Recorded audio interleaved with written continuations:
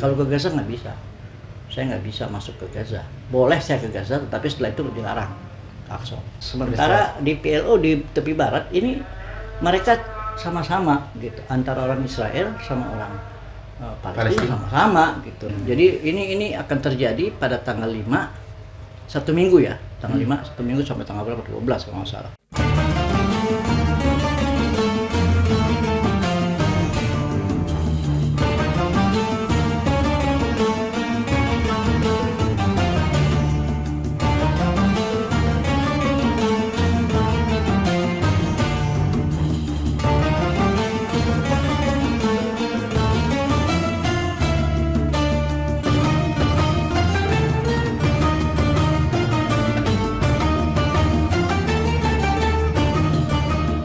Dalam ini, jadi mereka mengorbankan, mereka mencoba untuk berkurban, membawa domba masuk ke sini untuk berarti versi Yahudi ada kurban juga ya? Iya, kurban gitu. Karena dianggapnya Nabi Ishak kan dikurbankan di sini. Iya, versi Yahudi itu. Versi Yahudi. Ya. Jadi mereka selamatannya itu ingin berkurban di sini. Nah, nanti ini akan terjadi bentrokan nih.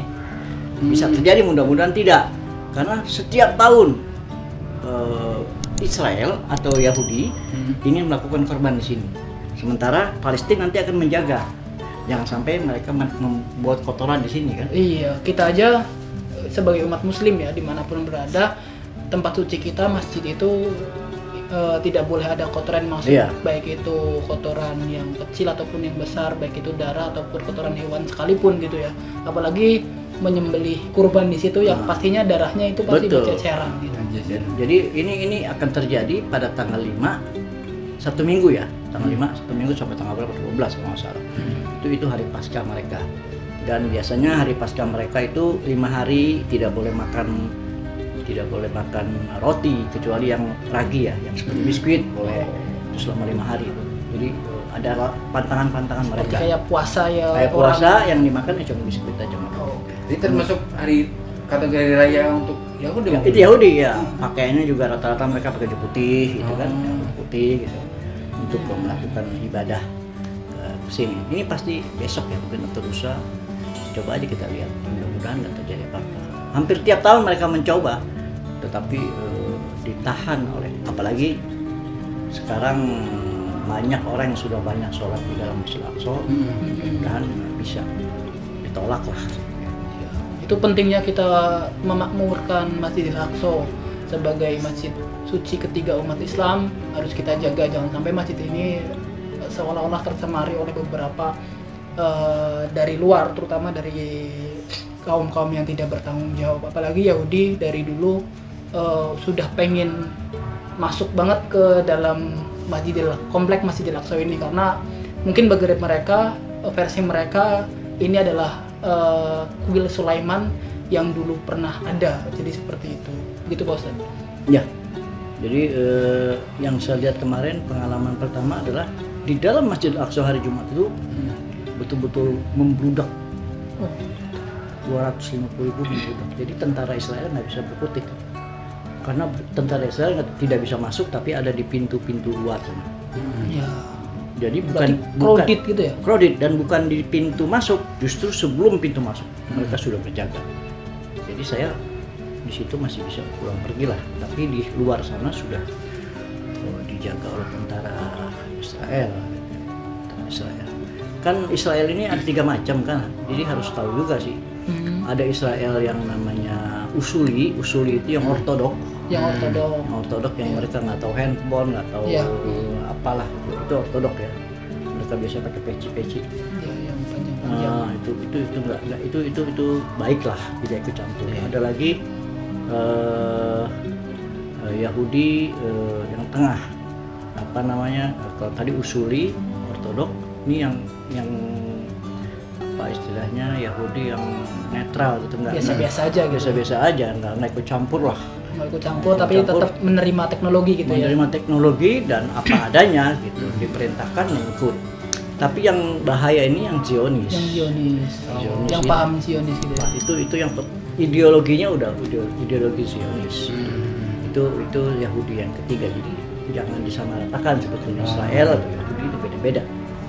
Nah yang menjaga-jaga itu ya Zionis, yang menembak-nembak Iya. itu ya Yang pahamnya paham Zionis ya.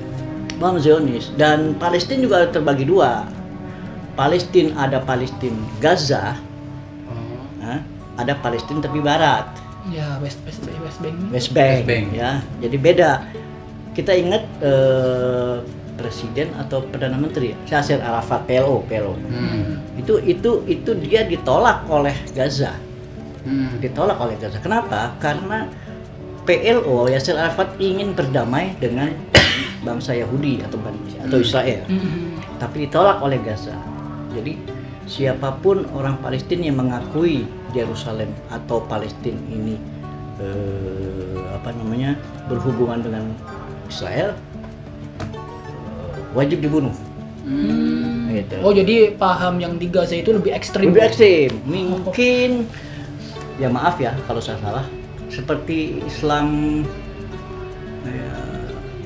Ikhwanul Muslimin lah kira-kira gitu ya, mungkin ya Ikhwanul Muslimin yang keras, garis keras. Sementara di PLO di tepi barat ini mereka sama-sama gitu, antara orang Israel sama orang Palestina sama-sama gitu. Kita mau damai gitu, dibagi dua aja, Yerusalem yang barat siapa, Yerusalem timur siapa. Nah ini kemarin saya juga diwawancarain, gimana menurut antum, kata dari Indonesia, ide untuk memerdekakan Palestina. Saya bilang, saya kan jauh, saya tidak bisa berbuat apa-apa, kita Indonesia. Sementara masuk ke Israel itu kan melalui pintu Israel, visanya Israel yang keluarkan. Sekarang dari dalamnya dulu beresin. Ya, benar. Antara Hamas yang ada di Gaza atau Fatah yang ada di Iya. tepi barat. Nggak Organisasinya aja udah susah. Jadi bagaimana kita bisa memerdekakan itu? Itu semacam partai ya? Iya, kekuatan partai kuat di sana kan dua itu aja. Gaza, Hamas dan sama Fatah. Fatah. Dan ideologinya berbeda. Ideologi berbeda. Itu. Jadi kalau orang Gaza ya pasti perang di sana, maunya perang aja gitu. Jihad aja deh. Jihad aja gitu. Maunya perang. Jihad aja. Sementara yang sini maunya damai. Gitu. Jadi di Gaza kan penduduknya 2 juta, 3 juta mungkin ya di sana. Dan banyak yang datang ke Indonesia ini orang-orang Palestina dari Gaza. Dari Gaza ya? Dari Gaza. Mereka datang sini. Kan Yahudi masuk ke Indonesia ini sebelum tahun 1492, sebelum keruntuhan Andalusia. Orang Yahudi. Orang Yahudi.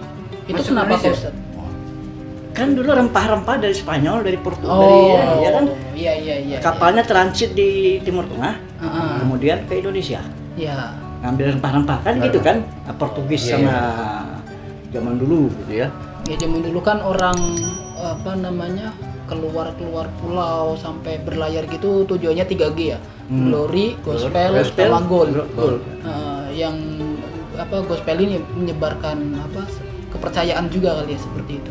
Ya, saya nggak tahu, tapi saya berprediksi bahwa bangsa Yahudi, karena bangsa Yahudi banyak di Eropa kan. Iya.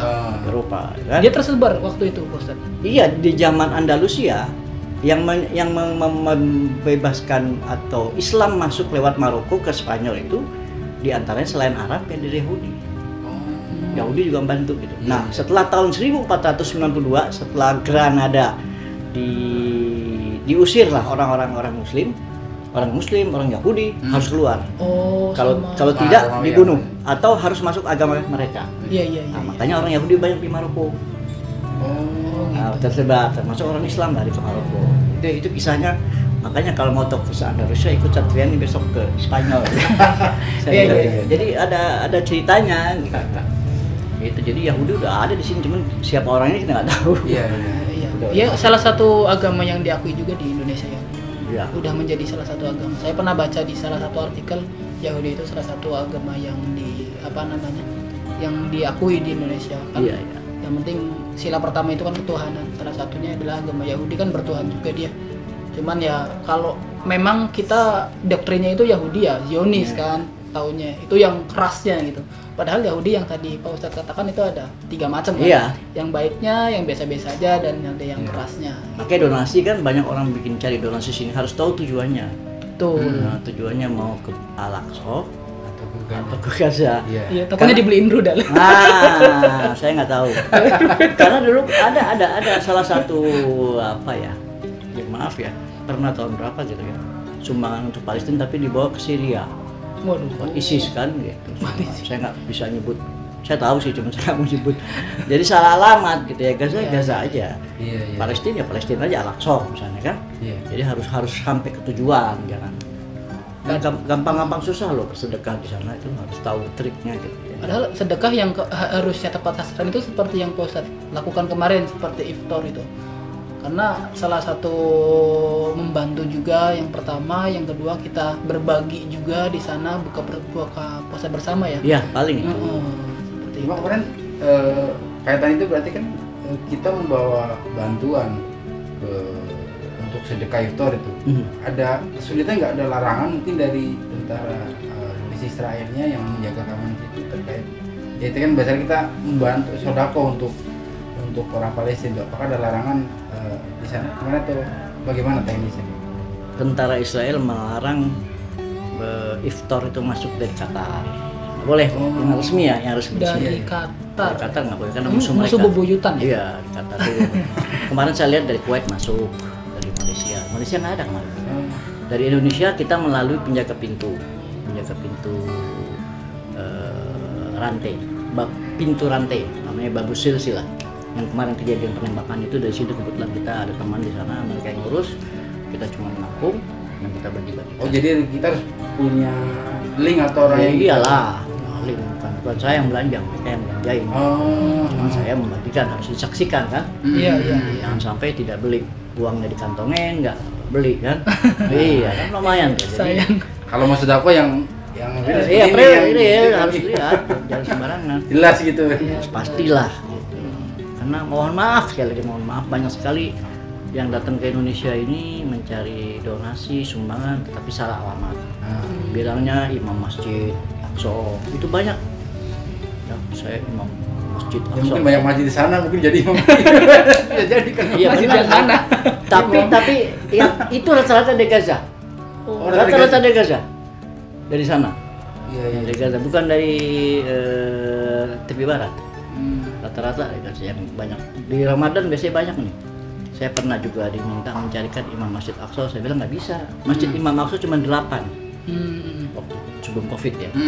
Bagaimana mendatangkan imam mereka? Mereka lagi sibuk tuh pada Ramadan, full Iya. di sana. Nah, akhirnya ya udah cari imam aja. Pembohongan publik dong. Tapi emang saya lihat di momen Ramadan ini banyak nih dari Gaza, saya lihat beberapa. Pasti dari Gaza. Streaming gitu di TikTok banyak. Pasti di Gaza. Iya, imam dari. Kalau tidak dari Gaza, bisa jadi mereka yang sekolah di Malaysia. Nah, Sekolah di Malaysia. iya, orang Palestina yang sekolah di Malaysia. Itu biasanya Indonesia minta 2. Satu imamnya, satu khotibnya. Khotibnya yang bisa bercerita tentang Aqsa. Satu imamnya imam taraweh. Biasanya di booking itu selama 1 bulan. Selama Ramadan itu Ya, safari lah. Iya, safari. Itu dijamin oleh orang Indonesia. Dan ini rata-rata orang Gaza. Saya tidak melarang, bagus lah. Tapi kalau Syiar lah, istilahnya. syiar, tapi donatur itu jatuhnya ke Gaza kali itu. Ya selama uangnya digunakan dengan baik dan benar itu Iya, nggak masalah. bukan ke Aqsa. Lain lagi, Aqsa atau Fatah. Ya. Gitu. Beda-beda, jadi harus tahu. Makanya kalau orang donasi ke Setian, saya tanya dulu, mau kemana arahnya? Mau ke tepi barat juga banyak. Sumbangan misalnya sumbangan ke Masjid Aqsa beda. Sumbangan ke Hebron, Al-Khalil juga beda. Sama sumbangan ke Gaza melalui rumah sakit Al-Maqasid di Gunung Zaitun. Beda-beda tuh. Atau ke Halhul tempat Nabi Yunus, di situ ada sekolah yatim. Jadi ada tempat-tempat tertentu yang kita bisa sumbangkan donasi kita ke Palestina. Kalau ke Gaza nggak bisa, saya nggak bisa masuk ke Gaza. Boleh saya ke Gaza, tapi setelah itu dilarang ke Aqsa. Nggak bisa ke Aqsa. Yerusalem itu ya. Jadi khusus ya kalau Gaza emang nggak. Pintunya terkunci oleh Israel, mereka nggak bisa bergerak. Nah itu yang orang Gaza bisa keluar Lewat Rafah. Lewat Rafah Mesir. Mesir, ya? Jadi dia punya paspor Palestina, lewat Rafah masuk Mesir, tapi nggak bisa turun di Mesir, nggak bisa itu. nggak bisa. Udah langsung ke airport. Langsung. Ya, jadi dia nggak bisa city tour, bisa. Begitu juga baliknya, dia tunggu jadwal mana bus yang akan ke Rafah.